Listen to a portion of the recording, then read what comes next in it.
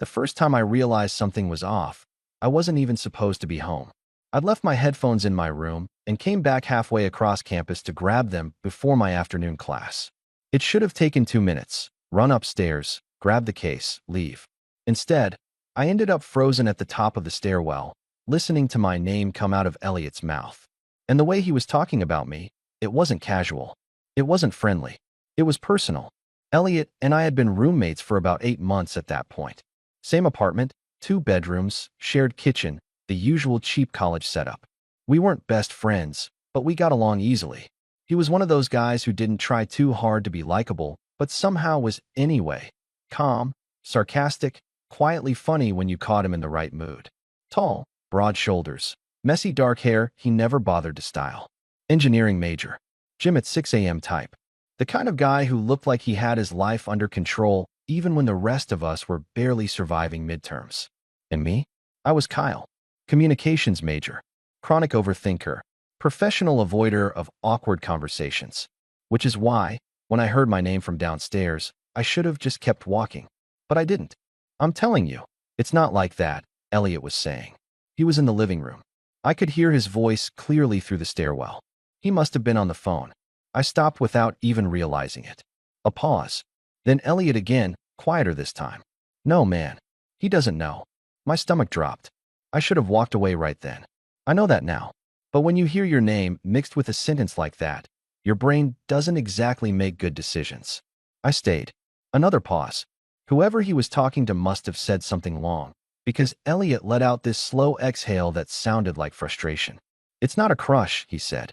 My chest tightened. Okay, now I really should have left. But yeah, he added after a second, voice softer. Almost like he was admitting something he didn't want to say out loud. I think about him. A lot. I don't know what emotion hit first. Shock, confusion, or that weird electric feeling you get when something you never expected suddenly becomes possible. Because here's the thing. I've been trying very hard not to think about Elliot like that since the day I moved in. And apparently, that effort might have been mutual. I stayed there for maybe 10 more seconds, heart pounding so loud I was sure he'd somehow hear it upstairs. Then he said the sentence that really messed me up. I just don't want to screw up what we have. He's important to me. Silence. Then, quieter. Yeah, Kyle. That was my cue. I grabbed my headphones from my room as fast and quietly as possible, walked back down the stairs, and left the apartment like nothing had happened. Except everything had happened. I didn't focus during class. I didn't hear a single word the professor said. I just kept replaying the conversation in my head, over and over, trying to figure out if I'd misunderstood something. Maybe he was talking about someone else. Maybe it wasn't that kind of thinking. Maybe. But no. The tone. The hesitation. The way he said my name. There wasn't a lot of room for misinterpretation, which raised a bigger problem. What the hell was I supposed to do now? Because before that afternoon, my situation with Elliot had been simple. He was my roommate. My very attractive roommate. My very attractive roommate who sometimes walked around the apartment in sweatpants and no shirt and had absolutely no idea how hard I tried not to look. We had our routine. Late night takeout. Arguing over what to watch. The occasional gym trip together where I pretended I wasn't very aware of how close he stood when he spotted me. It worked because it was safe. Because nothing was supposed to happen. Now, suddenly, there was this tension. Except he didn't know that I knew about it. And that somehow made it worse. When I got back to the apartment that evening, Elliot was in the kitchen making something that smelled like chicken and whatever healthy people put on chicken. He glanced up when I walked in. Hey, he said like always. Normal. Casual. No sign that anything had changed. Hey. I answered, trying to match his tone. I went to the fridge mostly, so I'd have something to do with my hands. Class okay, he asked. Yeah. Lie. He nodded, turning back to the stove. For a few seconds, the only sound was the pan sizzling. Then he said, You were home earlier? My heart stopped. I tried to keep my voice steady. Yeah. Forgot my headphones. Oh. Another pause. And then he added, I didn't hear you come in. I was in a rush. That part, at least, was true. He nodded again. No suspicion. No awkwardness. Which meant one of two things. Either he had no idea I'd overheard him, or he was very, very good at pretending. I grabbed a bottle of water and turned to leave the kitchen, but as I passed behind him, he stepped back at the same time. We bumped into each other. It wasn't a big collision, just shoulders and arms. But for some reason, neither of us moved right away. His hand came up automatically, steadying me by the side. And it stayed there, just for a second too long. When I looked up, he was already looking at me. And for the first time since I'd known him, Elliot looked nervous. "Sorry," he said quietly. "It's fine."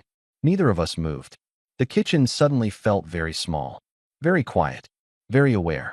Then he cleared his throat, dropped his hand, and turned back to the stove like nothing had happened. But something had.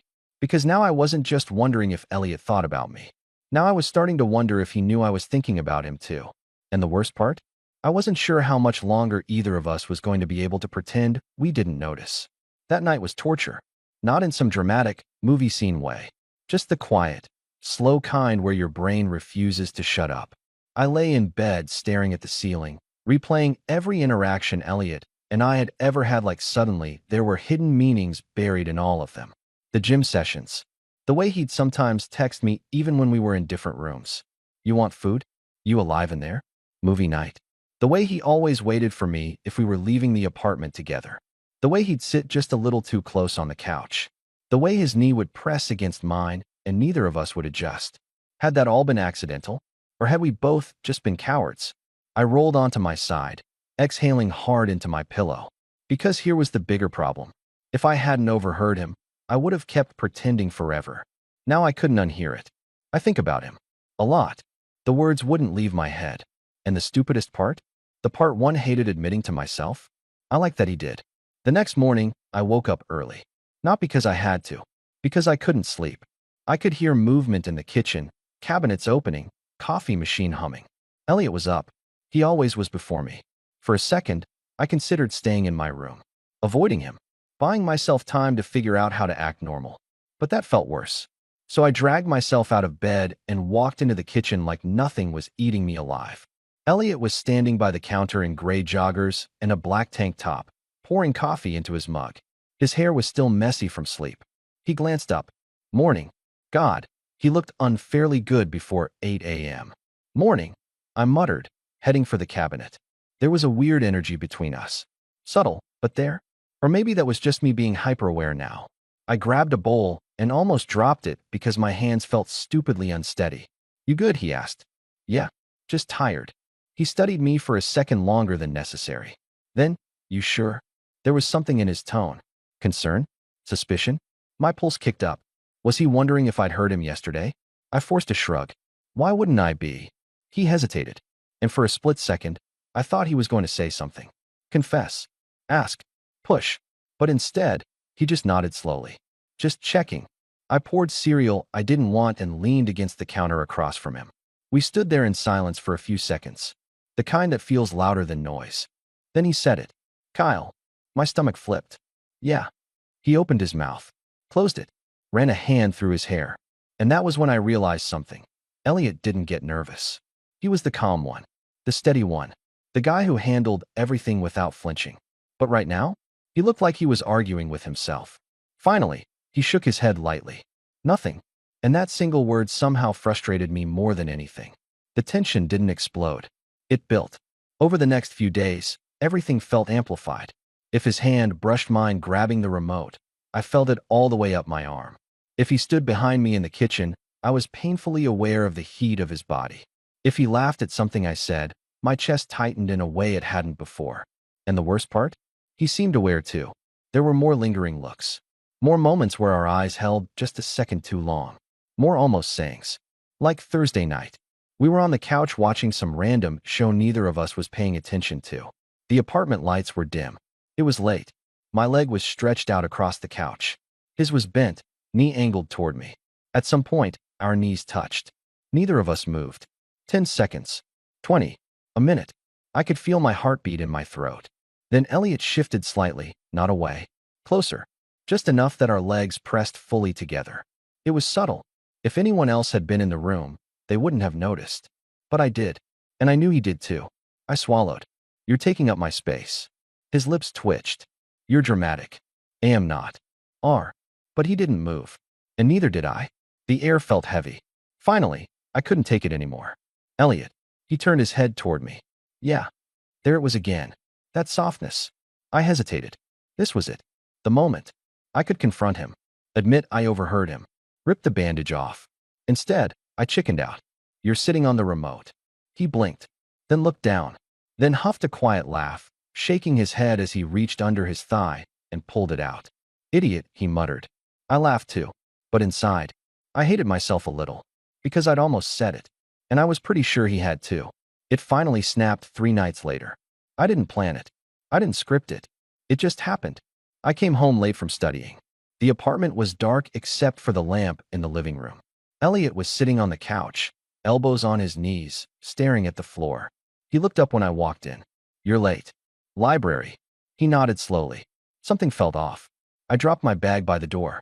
You okay? He stood up, and instead of answering, he walked toward me. Not aggressively, not rushed, just determined. He stopped about a foot away, close enough that I had to tilt my head slightly to look at him.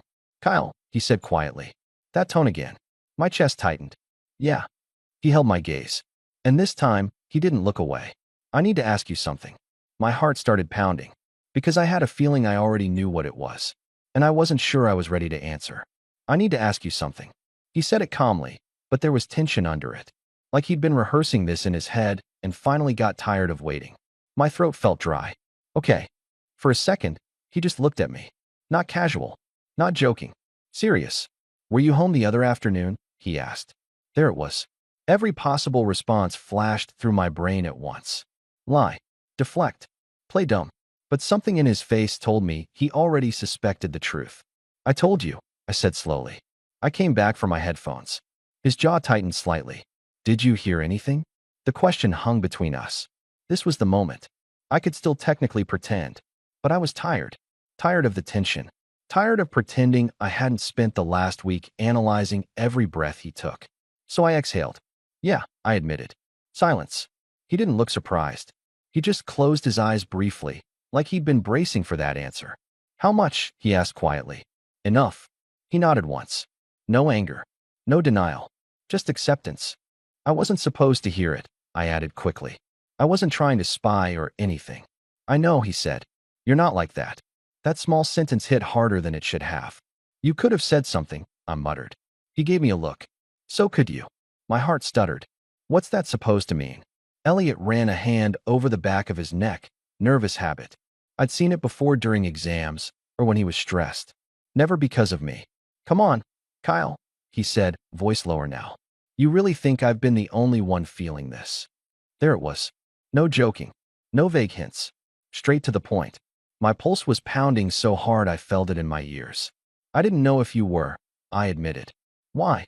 Because you never said anything. He stepped a little closer. Not enough to touch. Just enough that the air shifted. You never said anything either. That was fair. Annoyingly fair. I didn't want to make it weird, I said quietly. You think this hasn't been weird?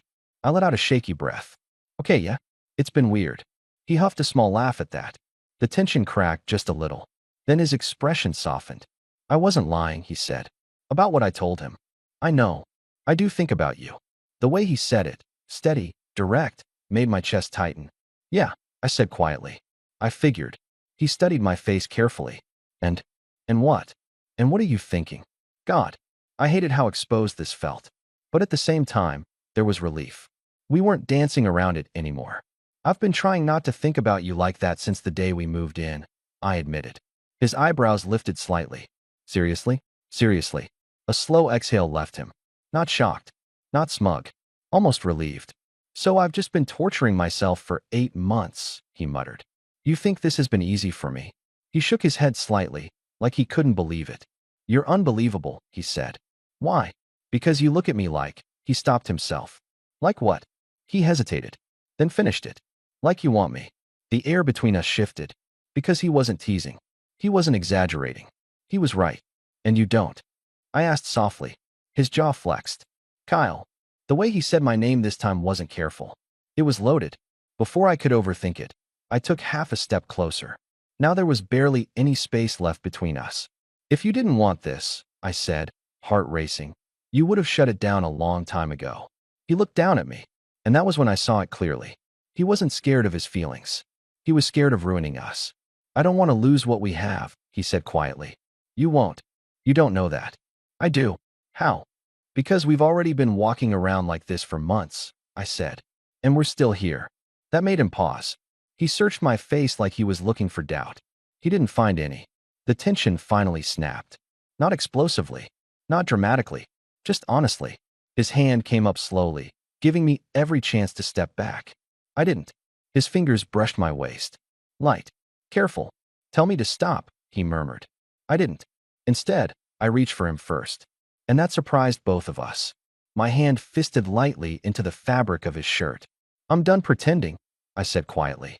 Something changed in his expression right then, like a decision had been made. He leaned down and paused just inches from my face, close enough that I could feel his breath, close enough that I could see the hesitation flicker one last time. You're sure? He asked. I nodded. Yeah. And that was when he finally kissed me. Slow at first, testing, like he still wasn't convinced this was real. But the second I kissed him back, any uncertainty vanished. His hand tightened at my waist. Mine slid up into his hair. And suddenly 8 months of tension crashed into a single moment. It wasn't rushed. It wasn't messy. It was intense in that quiet, grounded way that feels overdue. When we finally pulled apart, both of us were breathing harder than we should have been. He rested his forehead against mine. Well, he muttered. I let out a shaky laugh. Yeah, I guess that answers that. Guess so. We stood there for a second, just adjusting to this new reality. Then he asked the question neither of us had thought through. So what now? And honestly, I didn't know. But for the first time since I'd overheard him say my name like that, I wasn't scared of finding out. So what now? That question hung there between us, heavier than the kiss had been. Because kissing was instinct. This was real life. We were still roommates. Still sharing a lease. Still existing in the same 2-bedroom apartment with thin walls and 1 bathroom and a couch we'd both claimed as ours. And now we'd crossed a line we couldn't uncross. I let out a slow breath. I don't want this to be a one-time thing. Elliot's eyes searched mine instantly. It's not. There wasn't even hesitation in his voice. You don't sound unsure, I said. I'm not unsure about you, he replied quietly. That did something to my chest. But, I asked. He sighed lightly. But I'm trying to think like a responsible adult for 5 seconds. I laughed softly. Since when do you do that? Since I realized I'm into my roommate, and that could either be amazing or a complete disaster. Fair. So we don't rush, I said. We don't blow up our entire lives overnight. We just see what this is. His jaw flexed slightly. You're not scared? Terrified, I admitted. But not of you. That seemed to settle something in him. He nodded slowly. Okay, he said. Then we do this right. And what does right mean? It means I don't hide it, he said firmly. I don't treat you like some secret. The word secret hit hard. Were you planning to? I asked quietly. No, his expression softened. I was just scared. Of what? He hesitated. Of being wrong, he admitted. Of wanting something you didn't. That made me smile a little. You heard yourself, right? I said. You weren't exactly subtle. He rolled his eyes. Apparently. We stood there for another second, still close enough that I could feel the warmth from him. And then something shifted again. Not heavy, not dramatic, just natural. His thumb brushed lightly against my waist. You're staying up? He asked. Wasn't planning on sleeping right now. He nodded toward the couch. Sit with me. That felt different than before. Before, it was just routine. Now it was intentional. I sat. He sat next to me. Close. Not touching at first. Then our legs brushed again. This time, neither of us pretended it was accidental. Can I ask you something? He said quietly. Yeah. When did you start feeling it? I exhaled slowly. Probably the first month. He blinked. What? You came back from the gym one morning and walked into the kitchen half asleep, I said. You didn't realize your shirt was inside out. He stared at me. And that's when you knew? He asked, incredulous. I realized I was paying way too much attention. I corrected. A slow grin spread across his face. You're unbelievable. You already said that. And I meant it both times. He leaned back slightly, studying me like he was seeing me clearly for the first time. You know what messed me up? He said. What? You'd always look away first. That caught me off guard. I did not. You did, he insisted. Every time it got too intense. I frowned. I thought you were the one pulling back. He shook his head lightly. We're idiots, he said. Yeah. But at least we're honest idiots now. That made me laugh. And the sound of it seemed to relax him. After a second, his hand slid over, fingers brushing mine. He didn't grab. He just waited. I intertwined our fingers first. And that small act somehow felt bigger than the kiss. Because this wasn't impulse. It was choice. We sat there like that, quiet, TV still playing something neither of us was watching. After a while, he said softly, "You don't regret it?" The kiss. Yeah. I squeezed his hand. No. He nodded once. Good. There was a long pause. Then he added, voice lower, more vulnerable than I'd ever heard it. I don't want to go back to pretending. Something about that hit deep. Then don't, I said. He looked at me carefully. You're okay if this changes things? It already has, I replied. He exhaled slowly, like that truth both scared and steadied him. Then, after a beat, stay here tonight. It wasn't suggestive. It wasn't rushed. It was soft. I hesitated for half a second. On the couch. He smirked slightly. I mean, my room's more comfortable. My heart thudded once. You sure? He held my gaze steadily. I'm not asking for anything you're not ready for, he said. I just don't want to sleep pretending nothing happened. That honesty undid me. Okay, I said quietly. We stood. He didn't let go of my hand. Walking down the hallway felt surreal. Familiar space, completely different meaning. When we stepped into his room, the air felt heavier somehow. Not tense, just aware. He shut the door gently, turned back to me, and for a second, neither of us moved. Because this was the real next step. Not just a kiss in the living room. Not just hands intertwined. This was choosing each other without an audience. You still sure? He asked softly. I stepped closer, close enough that I could feel his breath again. I wouldn't be here if I wasn't. And this time, when he kissed me, there was no hesitation left at all. The second kiss wasn't careful. It wasn't testing. It was all the tension we'd been holding back for months, finally finding somewhere to go. His hands slid to my waist again, but this time they didn't hesitate. They pulled me in fully, like he was done pretending distance mattered. I felt it immediately, the difference. There's something about knowing you're wanted that changes everything. I wasn't guessing anymore. I wasn't hoping. I wasn't reading into glances or overanalyzing touches. He was here, with me, choosing this, choosing me. My hands moved up into his hair again, and he let out this quiet exhale against my mouth that felt almost involuntary. Okay, he murmured breathlessly when we finally broke apart for air. Okay, what? I asked, still close enough that my voice brushed his lips. I've thought about this way too many times. That made me laugh softly. You planned it. No, he said, shaking his head slightly. But I imagined it. My stomach flipped. Was it accurate? I asked. His eyes darkened just a little. Better. That look alone nearly wrecked my composure. But then something shifted in his expression. Not desire fading, just grounding. He stepped back slightly. Not far. Just enough to create space. I don't want this to be reckless, he said quietly. It doesn't feel reckless. It could be, he replied. If we let it.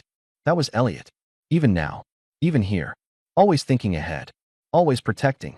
I don't want this to be some late-night impulse we pretend didn't happen in the morning, he continued. I don't want you wondering if I regret it. Do you? I asked. No. Immediate. Solid. And I don't want to wake up and have you acting distant because it feels easier, he added. That stung a little. You think I do that? I think you overthink everything, he said gently. And I don't want your brain convincing you this was a mistake. He wasn't wrong. I let out a slow breath. It's not a mistake. He studied my face carefully, searching for cracks in that answer. Finding none. Good, he said quietly. There was another pause. Then he reached for my hand again. Can we just take it slow tonight, he asked. Slow how? He smiled faintly. Stay? Talk. Be close. Without rushing 10 steps ahead. That made my chest loosen. Because the truth was, I didn't want to rush either. I didn't want this to feel like it was built on impulse. I wanted it to feel real. Yeah, I said. Slow sounds good. Relief flickered across his face. He sat down on the edge of his bed, still holding my hand, gently tugging me with him. I sat beside him, close, but not collapsing into each other. Just there. He leaned back against the wall, and after a second's hesitation, I did the same. Our shoulders touched, then our thighs, and that quiet contact felt more intimate than anything else so far. Can I be honest? He said. You better be. He let out a quiet breath. I've been trying not to look at you in certain ways for months. I smirked slightly. You weren't subtle. You noticed? Elliot. He laughed under his breath. I thought I was losing my mind, he admitted. I'd catch myself staring at you, and then I'd panic that you'd seen it. I did see it. He turned his head toward me slowly. And, and I didn't hate it. That got quiet. Really quiet. His fingers tightened around mine slightly. I didn't know if you'd ever want this, he said. I didn't want to risk losing what we already had. You wouldn't have, I said. You don't know that. I do. Why? Because I've wanted this too. The words felt simple, but saying them out loud changed something. It made it real in a way that kissing hadn't. He leaned his head back against the wall, staring at the ceiling. I feel like an idiot, he said quietly. Why? Because we wasted so much time. I smiled faintly. Maybe we just needed to get here when we were ready. He turned his head toward me again. You're not second-guessing this. I shook my head. No, not even a little. Okay, maybe a little, I admitted. But not because I don't want you. Just because this matters. That seemed to mean something to him. Good, he said softly. It matters to me too. The room felt calmer now. The initial heat had settled into something steadier. He shifted slightly, turning toward me more fully. Can I ask something selfish? He said. Depends. Stay in here tonight. I thought that was already the plan. I mean, really stay? Not halfway. Not 1 foot out the door. I met his eyes. You think I'm going to run? No, he said. I just need to know you're choosing this. That vulnerability hit deeper than any physical touch could. I am, I said quietly. His expression softened completely.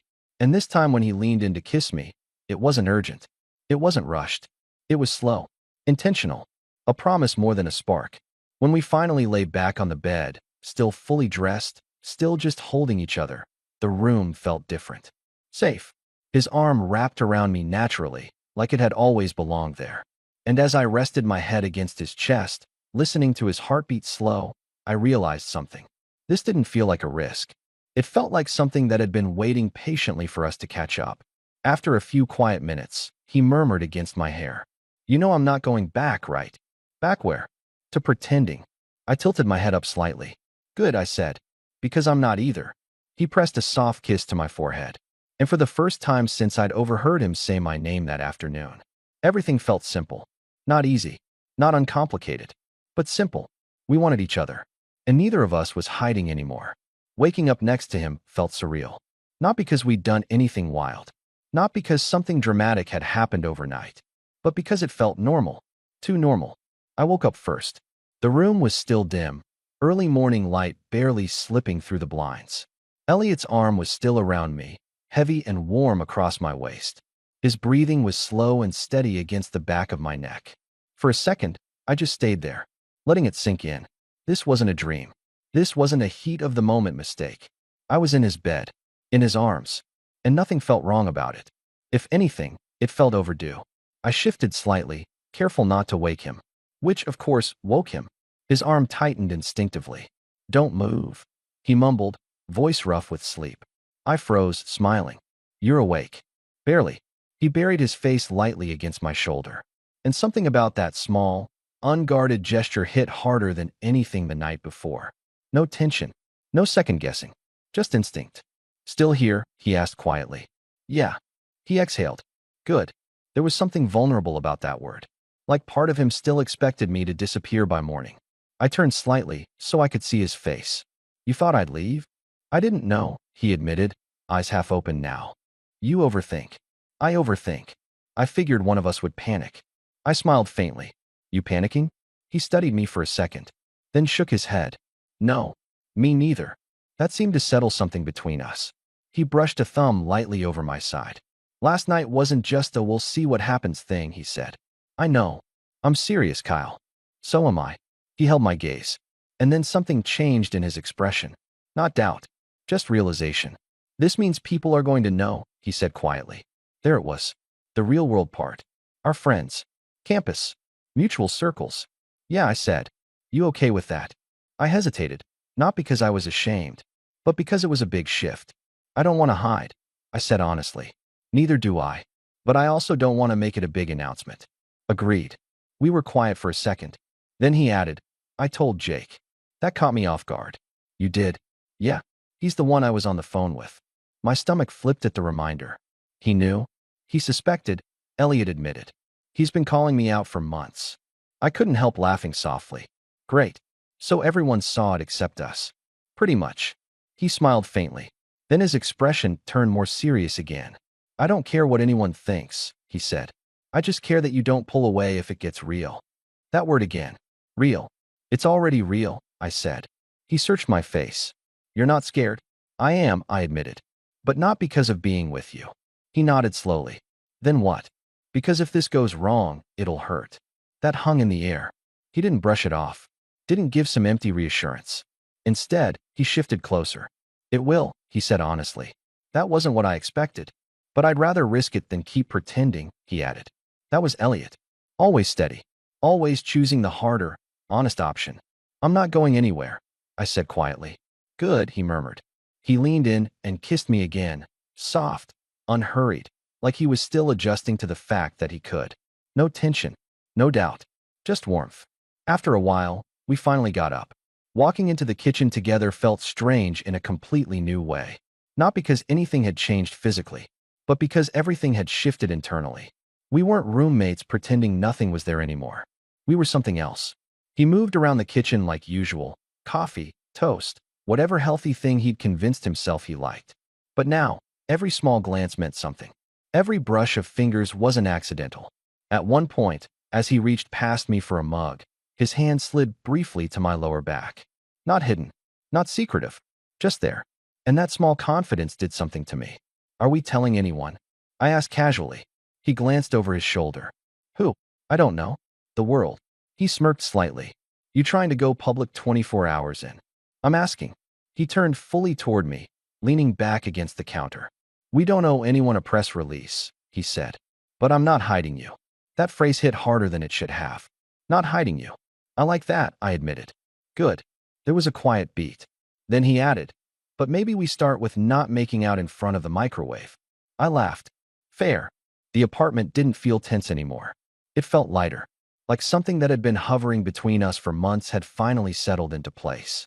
Later that afternoon, when we were both sitting on opposite ends of the couch, working on our laptops like usual, our feet found each other naturally.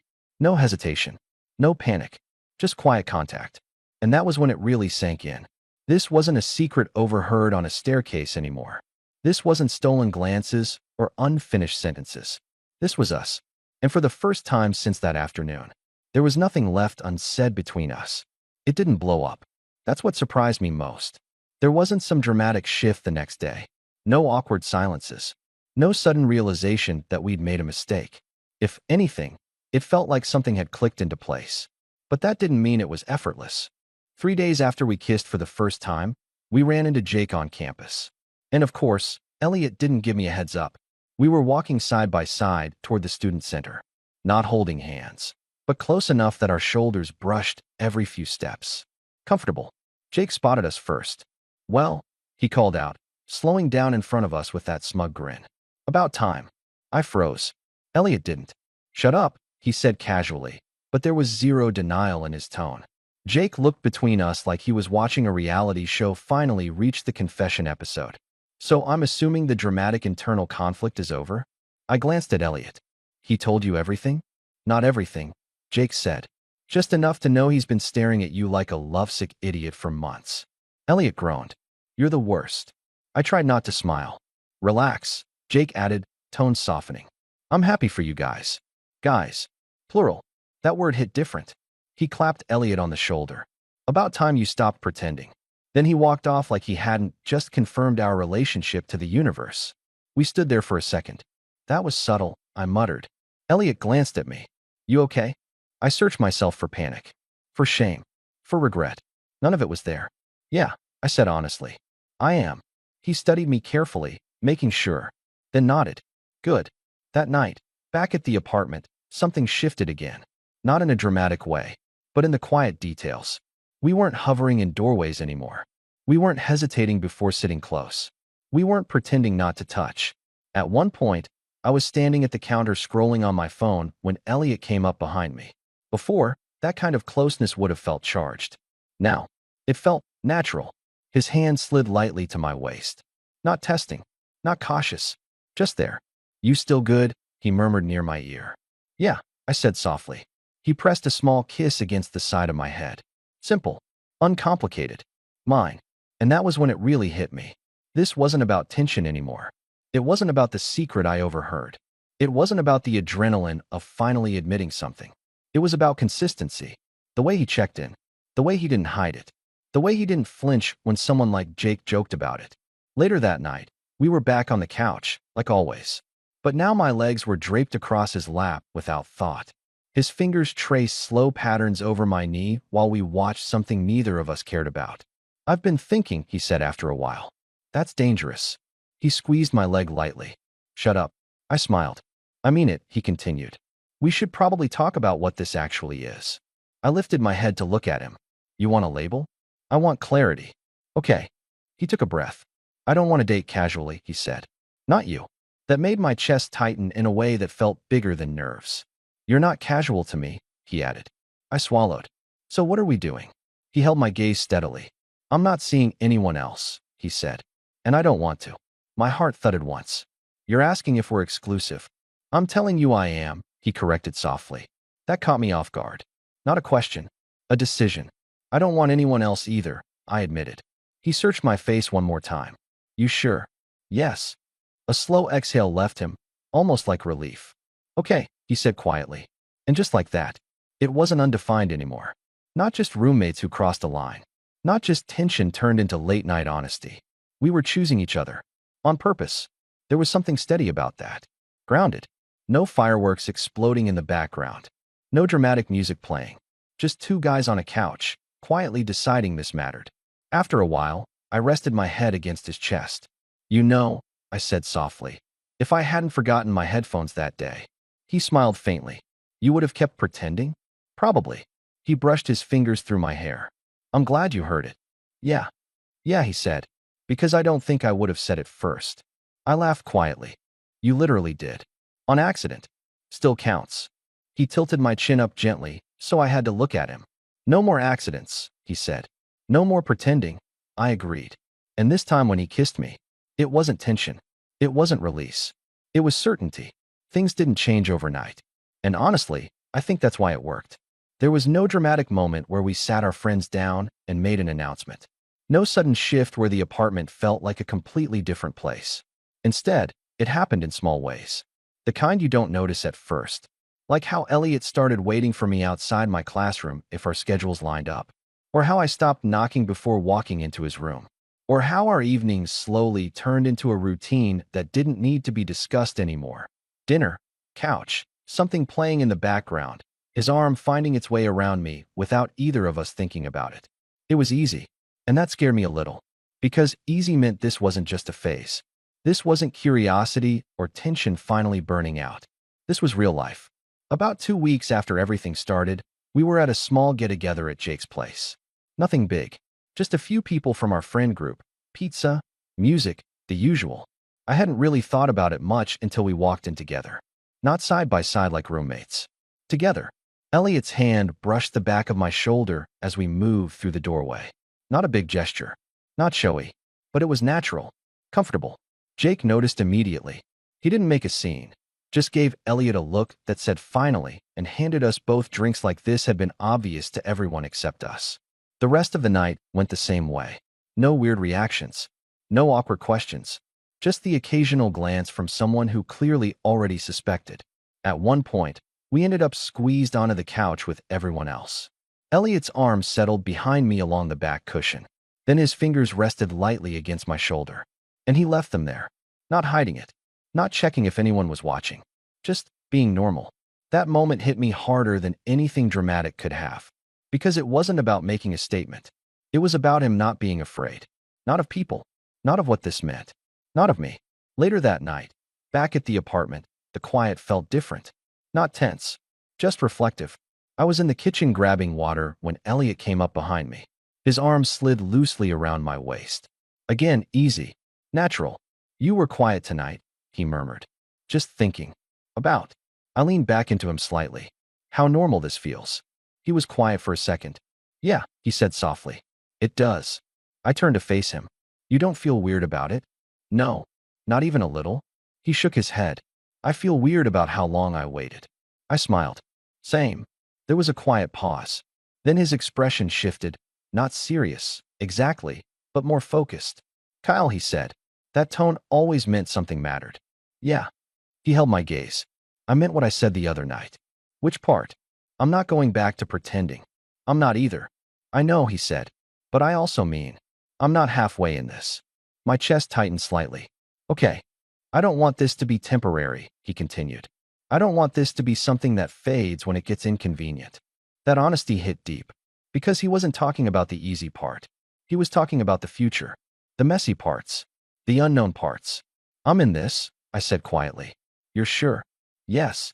He studied my face for a long moment, then nodded once. Good. His hand came up, brushing lightly along my jaw before he leaned in and kissed me. Slow. Steady. Not the rush of something new. The calm of something chosen. A few days later, I found myself standing at the top of the apartment stairs again. Same spot. Same angle overlooking the living room. Except this time, Elliot didn't know I was there. He was on the phone. Yeah, he was saying, pacing slowly. I know it's early. A pause. Then he smiled. That soft, real smile he didn't show to many people. No, it's not like that, he said. Another pause. Then, clearly, it's Kyle. I froze. Not because I was nervous. Because of what he said next. Yeah, Elliot continued quietly. I'm serious about him. Something in my chest settled right then. Not excitement. Not nerves. Just certainty. I walked down the stairs slowly, so he'd hear me this time. He looked up. Our eyes met. And the smile he gave me? It wasn't surprised. It wasn't cautious. It was the same one I'd heard in his voice. Warm. Certain. Real. He ended the call without taking his eyes off me. Hey, he said. Hey. I crossed the room. His hand found mine automatically. And this time, there was no secret to overhear. No tension to decode. No pretending left between us. Just the quiet, steady feeling of knowing. The thing I'd once accidentally overheard was something we were both choosing. Every day,